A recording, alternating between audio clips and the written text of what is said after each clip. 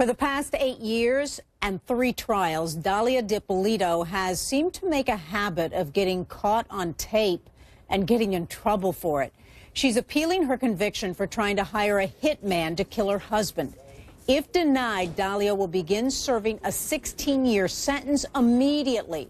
But the defense wants her out while the appeal is pending. And it's that appellate proceeding that has prosecutors worried because of her phone calls while being held in jail. They've released one conversation that she had with her possible boyfriend where she seems to joke about breaking out. As evidence, she's a flight risk. There's a guy who was in prison in Texas.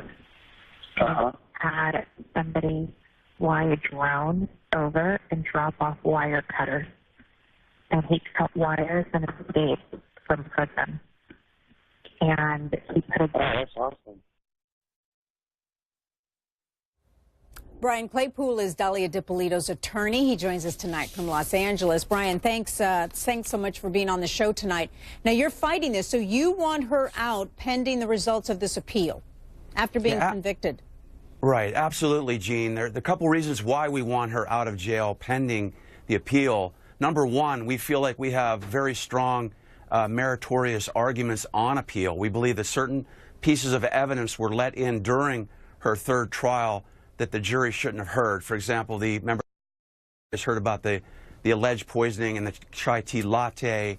The judge let in some evidence of Dalia trying to hire somebody in Riviera Beach to knock off her ex-husband. That evidence should have never come before a jury, so we're going to be appealing on those grounds. A third ground that recently came up, a juror sleeping during critical testimony. Why am I mentioning all that? Because these are factors, Gene, that the judge will look at to determine whether Dalia gets bond pending appeal.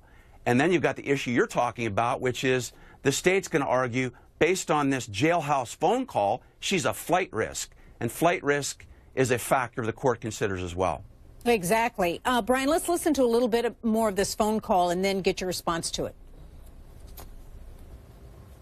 Totally random who's reading in the paper. There's this guy who was in prison in Texas. And there's a guy who was in prison in Texas.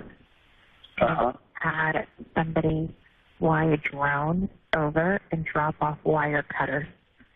And he cut wires and escaped from prison. And he put a... That's awesome.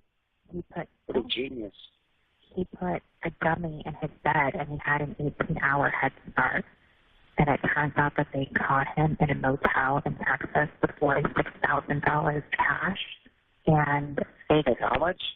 $46,000 in cash. And fake IDs, and it turns out somebody put them off.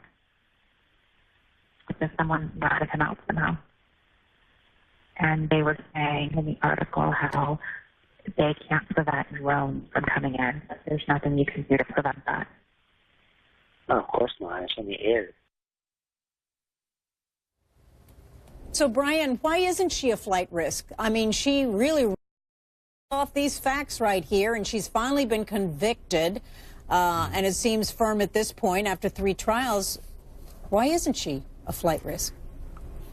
Plain and simple, Gene, she spent 7+ years on house arrest. Don't you think it would be a lot easier for Dalia Dippolito to flee if she was on house arrest versus trying to have a drone flown in above the jail to drop wire cutters? She's been a model inmate. So this comment was made in a context where just prior to that, Gene, she was talking, for example, about how much she loves her little boy, how much she loves her family, how she wants to do some positive speaking once she gets out of jail. And then after you have this discussion about this man escaping in South Carolina, she's talking about going and reading books with some of the other female inmates in a reading club. So I think when you put this 45 seconds into an 8-year time period, what you flush out is a young woman who has never made any kind of effort to flee from these charges, and in fact, she's fought vigorously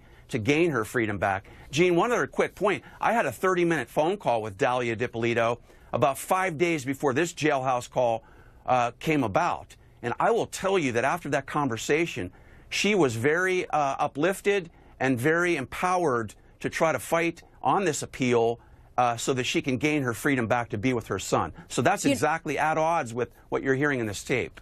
You know, Rachel, Brian makes a great point. You need to hear the whole tape. Yeah. You know, that little excerpt doesn't get the whole story. No, and really all you really hear is her talking about the news with someone in her life that she loves. I mean, she never says we should try this. She never makes any steps toward how could we do this in my case. I mean, she's just talking about a news story. And she does talk about the fact that the guy was caught, ultimately. Right. But the fact is, she was of a pretty serious crime. We want to take you back in time. I bet you're going to remember this, of when she thought she was talking to the hitman, but it was actually a police detective, and she finds out her husband is dead. He wasn't, but she believes he is. Watch this.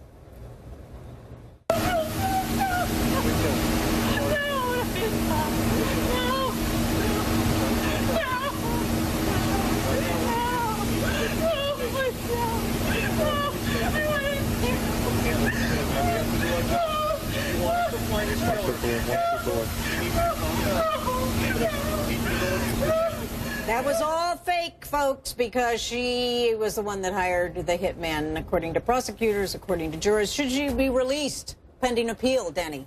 Prosecutors love to take things like jailhouse phone calls. And by the way, everybody, they're taping you. That's what prosecutors love to do. If they particularly dislike a defendant, they sit around and listen to their prison calls, see if they can mine something in there and use it against them in a bail hearing or really anything else. So nothing's privileged except conversations with your attorney, even those I don't think are. That's my theory. Lesson learned.